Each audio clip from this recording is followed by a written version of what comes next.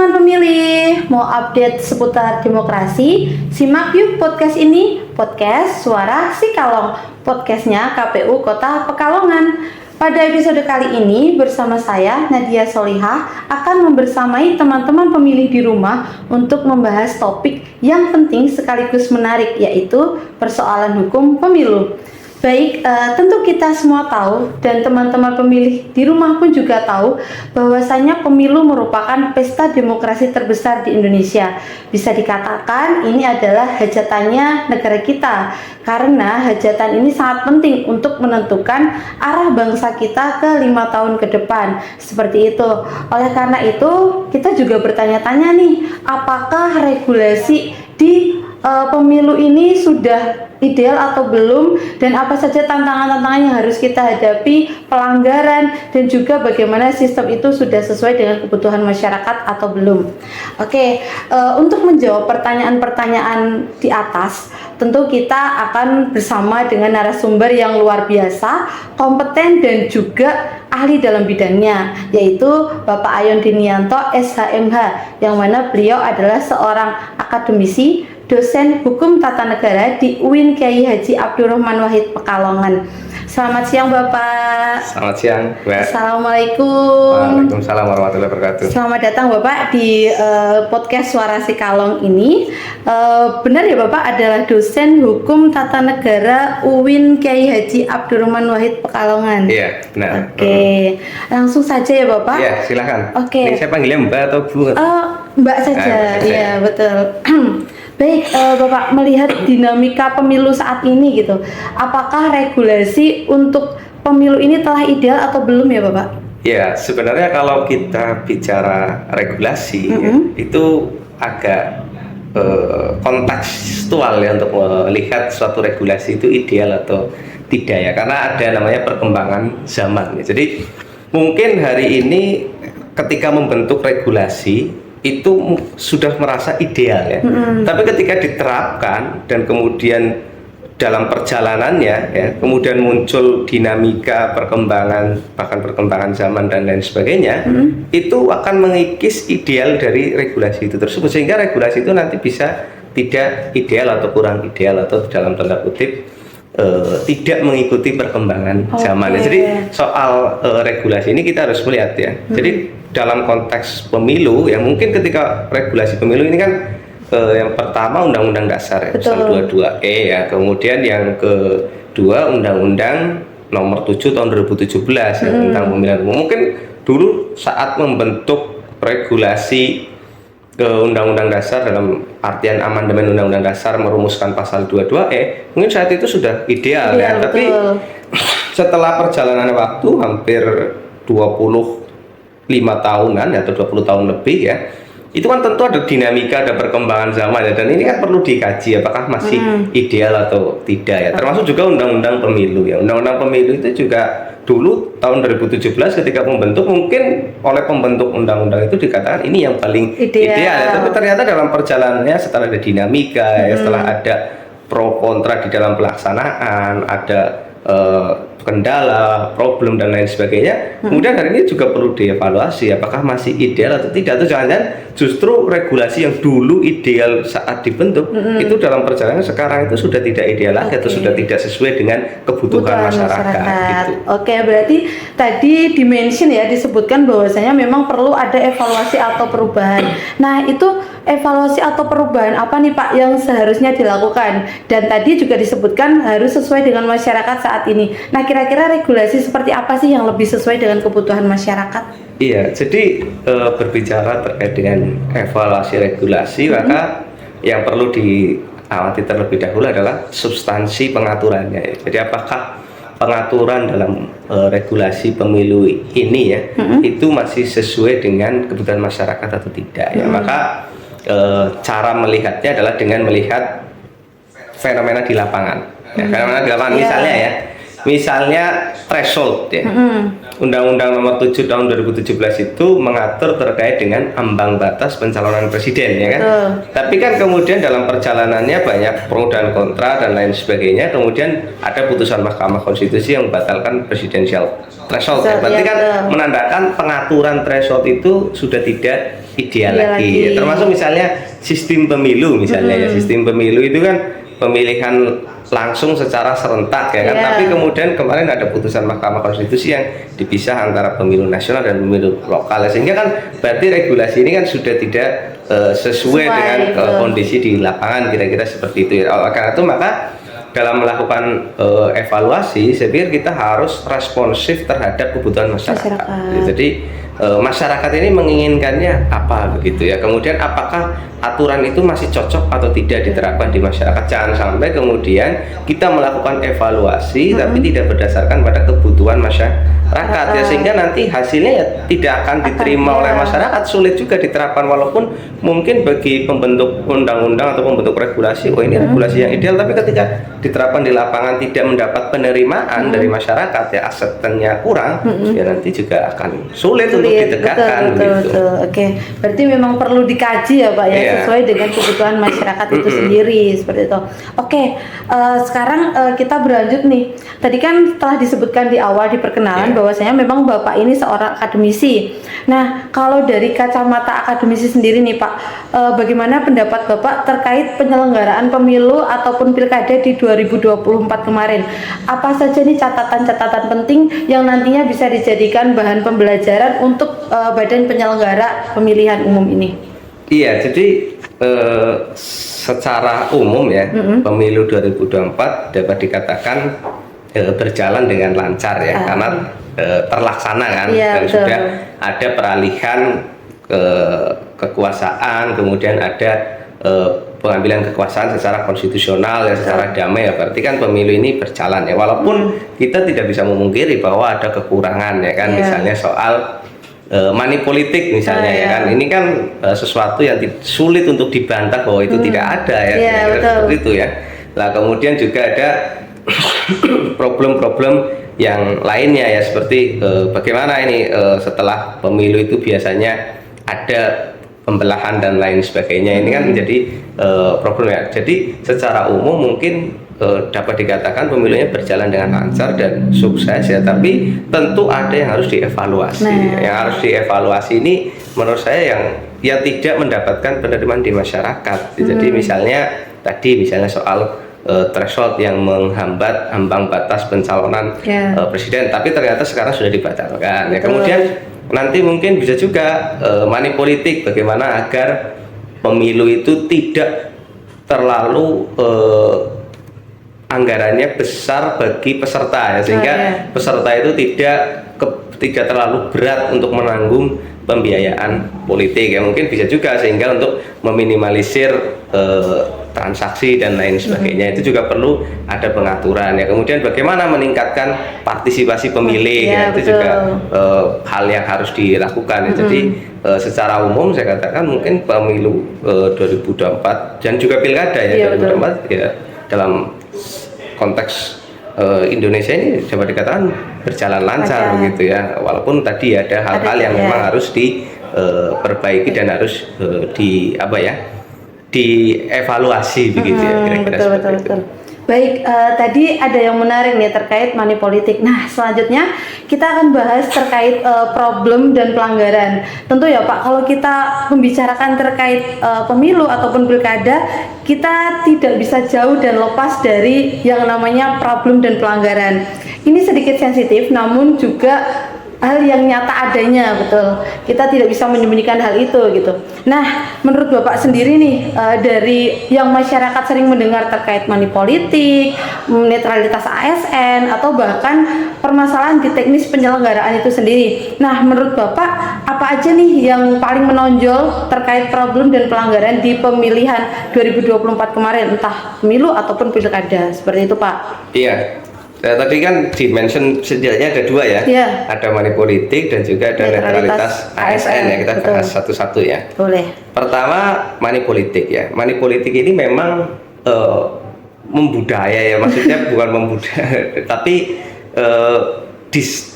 riset-riset itu mengatakan bahwa negara-negara pasca otoritarianisme itu cenderung terjadi money politik, yaitu kata Burhanuddin Muhtadi ya, sehingga Indonesia mungkin karena pasca otoritarianisme kemudian terjadi money politik, dan kita menginginkan agar money politik ini hilang ya kan, ke depan bisa hilang ya lah. Tentu bagaimana caranya kan, kira-kira seperti itu ya. Ini kan agak sulit ya, karena orang memberi uang kemudian sulit diketahui transaksinya seperti apa dan lain sebagainya. Oleh karena itu maka perlu ada upaya pencegahan ya. Upaya pencegahan baik melalui regulasi, badan penegak hukumnya, dan juga penyadaran masyarakat begitu, bahwa money politik ini tidak ada manfaatnya begitu, kira-kira seperti itu ya.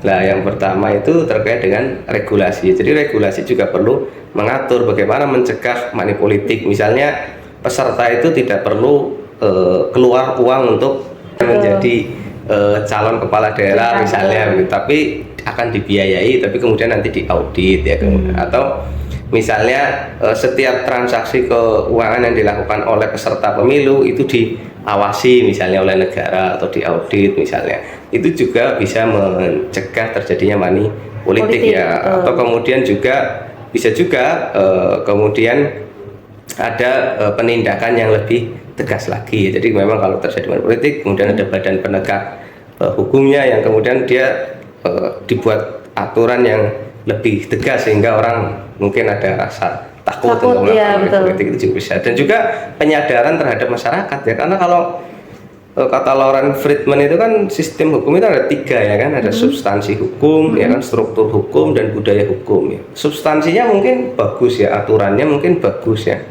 kemudian badan penegaknya juga mungkin bagus ya kan, tidak pandang bulu dan lain sebagainya. Tapi kalau budaya masyarakatnya masih mau menerima uang dan masih meminta-minta uang terkait dengan money politik, ya nanti agak sulit juga. Jadi perlu juga kita memberi kesadaran kepada masyarakat begitu ya, untuk bagaimana masyarakat itu sadar bahwa money politik ini justru merugikan ya, karena itu sama saja dengan membeli kedaulatan gitu dan lain sebagainya. Ini kan penting juga ya, itu salah satu bagian dari untuk mencegah terjadinya money politik. Kemudian yang kedua terkait dengan netralitas ASN ya, ini yang menjadi isu juga ya, karena Pak. banyak isu mengatakan bahwa ASN itu gampang dimobilisasi begitu ya, karena oleh oknum-oknum dan lain sebagainya. Nah, ini juga perlu pengaturan ya. Mungkin kalau membatasi hak pilih misalnya, ASN tidak mempunyai hak pilih misalnya seperti TNI ya kan, Polri, belum tentu juga akan berhasil ya, karena bisa juga ternyata ASN itu digunakan untuk menggerakkan keluarganya untuk memilih ya kan, susah juga ya. Jadi menurut saya perlu ada mekanisme sistem ya, bagaimana aparatur sipil negara ini tidak ditarik-tarik dalam politik praktis ya. Misalnya dalam pemilu itu kemudian kalau yang menang tidak boleh memutasi atau kemudian menggeser aparatur sipil negara secara sewenang-wenang. Jadi harus berdasarkan meritokrasi begitu. Kalau di ASN kan sah-sah saja kan kalau menggunakan meritokrasi kan, karena seleksinya kan juga sudah meritokrasi begitu kan. Jadi kenaikan jabatan dan lain sebagainya itu juga berdasarkan kinerja begitu, bukan berdasarkan pada semata-mata subjektivitas dari pimpinan begitu. Kalau nanti seperti itu kan mungkin akan mencegah terjadinya pengkondisian aparatur sipil negara untuk memilih salah satu gitu ya peserta pemilu ya. Jadi bisa juga dengan tadi ya, tidak boleh memindahkan ASN, tidak boleh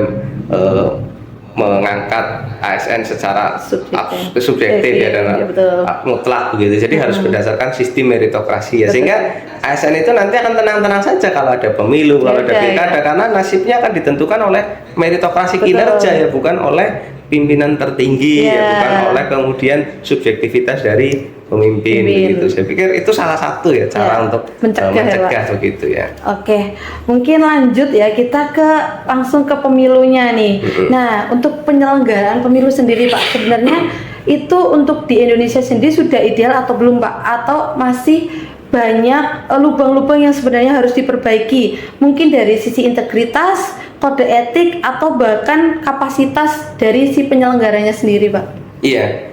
Jadi kalau penyelenggara pemilu ya tadi kan kita sudah katakan bahwa pemilunya berjalan dengan lancar ya, 2024 ya relatif lancar dan sukses ya. Berarti kan penyelenggaranya juga relatif bagus ya kira-kira gitu. Walaupun mungkin kita tidak bisa memungkiri juga bahwa memang ada kekurangan juga kan dalam penyelenggaraan pemilu ya, yang menjadi isu saat ini kan misalnya terkait dengan etik ya kan, perilaku ya kan, perilaku penyelenggara pemilu begitu ya. Ini juga menjadi isu yang perlu dibahas ke depan. Jangan sampai isu etika ini kemudian tidak diberikan satu solusi ya.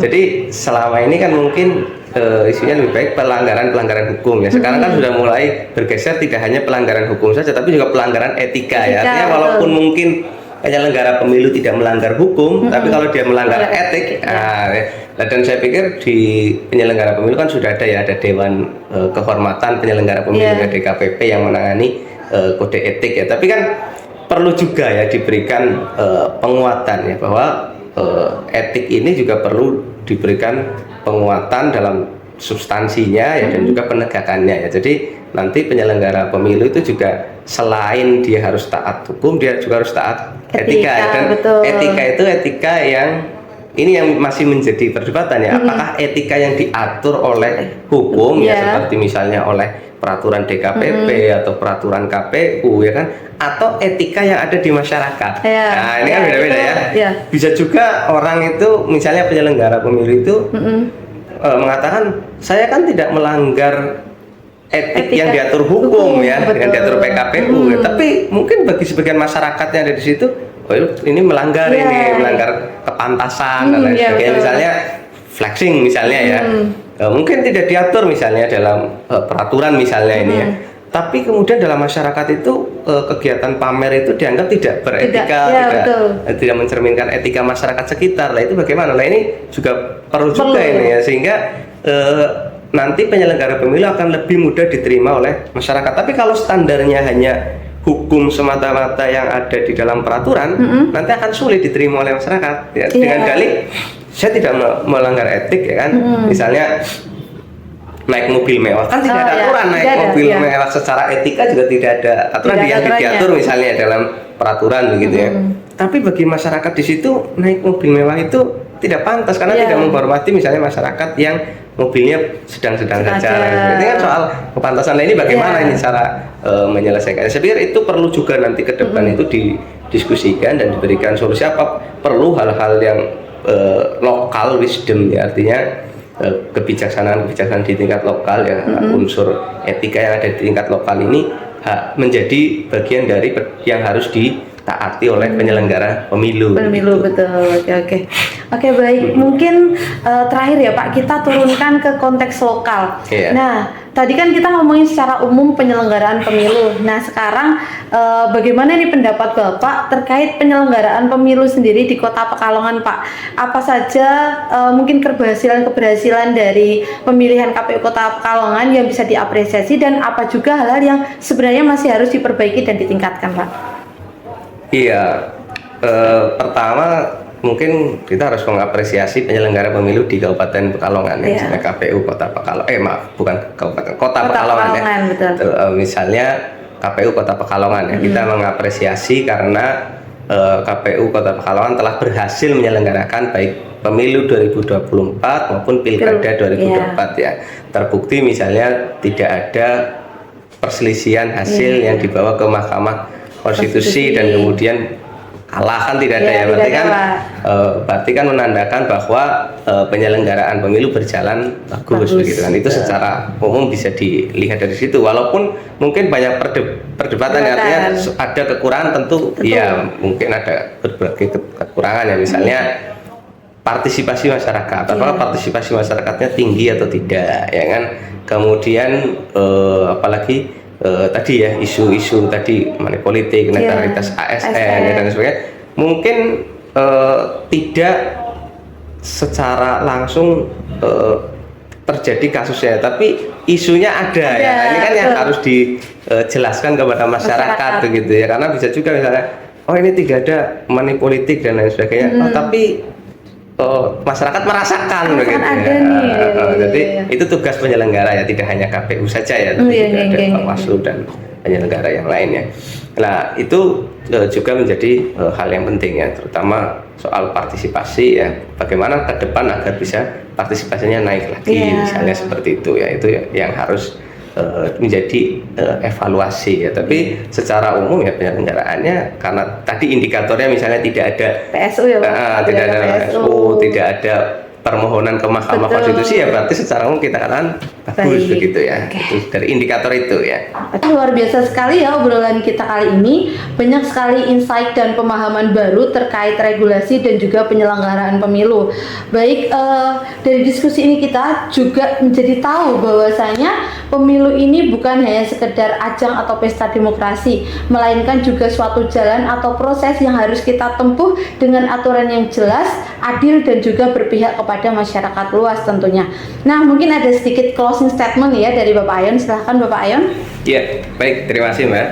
Jadi seperti yang tadi sudah kita bahas ya. Yang pertama terkait dengan regulasi ya. Betul. Bahwa regulasi pemilu karena ada perkembangan zaman ya, ada dinamika dalam perjalanannya, dan sudah berapa kali pemilu ya, misalnya Undang-Undang Dasar itu sudah sudah diterapkan untuk pemilu itu misalnya 2004, 2009, 2014, 2019 dan 2024 ya. Kemudian Undang-Undang 7 2017 itu sudah 2 kali pemilu ya, 2019, 2024 ya. Tentu dalam perjalanannya tentu ada yang sudah tidak relevan lagi ya, sehingga perlu dilakukan evaluasi ya. Tentu ada yang perlu diperbaiki manakala kemudian ternyata regulasinya memang sudah tidak cocok dengan perkembangan dan kebutuhan masyarakat ya. Karena itu maka dalam soal regulasi kita tidak bisa mengkultuskan bahwa ini sesuatu yang ideal dan benar ya, dan itu akan menjadi selamanya. Itu dalam konteks regulasi itu tidak bisa ya, karena tentu dalam perjalanannya ada hal-hal yang harus diperbaiki. Oleh karena itu maka soal regulasi kita harus menyesuaikan dengan kebutuhan masyarakat. Oleh karena itu maka pembentuk undang-undang nanti ke depan ya terkait dengan regulasi pemilu itu harus lebih banyak menyerap aspirasi kebutuhan masyarakat. Jadi pemilu seperti apa sih yang diinginkan oleh masyarakat, dan pemilu seperti apa yang secara akademis ya, secara ilmiah itu ideal ya, kemudian dikaitkan dengan kebutuhan masyarakat ya, sehingga dari segi akademis, dari segi teoritis ideal, dari segi kebutuhan masyarakat itu diterima ya oleh masyarakat, sehingga ketika sudah menjadi regulasi dia akan mudah diterapkan karena akan mendapatkan acceptance dari masyarakat. Itu terus terkait dengan regulasi ya. Kemudian tadi terkait dengan penyelenggaraan pemilu dan pilkada di Kota Pekalongan ya, yang kita sudah bahas tadi bahwa salah satu indikatornya adalah tidak adanya tadi PSU ya, pemungutan suara ulang, dan juga tidak adanya permohonan di Mahkamah Konstitusi, yaitu menandakan pemilu dan pilkada di Kota Pekalongan itu berjalan dengan lancar. Jadi dua indikator itu setidaknya sudah bisa mengklaim pemilu dan pilkada di Kota Pekalongan berjalan dengan lancar, walaupun mungkin ada kekurangan. Tentu ya kita harus mengakui, karena tidak mungkin kan akan sempurna 100% misalnya dan lain sebagainya. Tentu ada hal-hal yang perlu harus diperbaiki, misalnya bagaimana agar integritas penyelenggara pemilu itu lebih baik lagi misalnya, atau bagaimana partisipasi masyarakat mungkin walaupun sudah tinggi bisa lebih tinggi lagi ya, atau bisa menyentuh 100% atau di atas 90% begitu ya, sehingga esensi demokrasi itu bisa lebih tercapai begitu ya. Saya pikir itu sih salah satu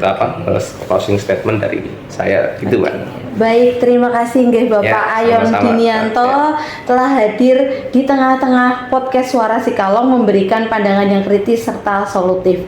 Baik, semoga pemahaman yang kita dapat di podcast kali ini bisa menjadi pembelajaran bagi teman-teman semua, tentunya tidak hanya sebagai pendengar namun juga dijadikan bahan refleksi untuk kita bersama selalu memperkuat demokrasi di negeri tercinta kita ini.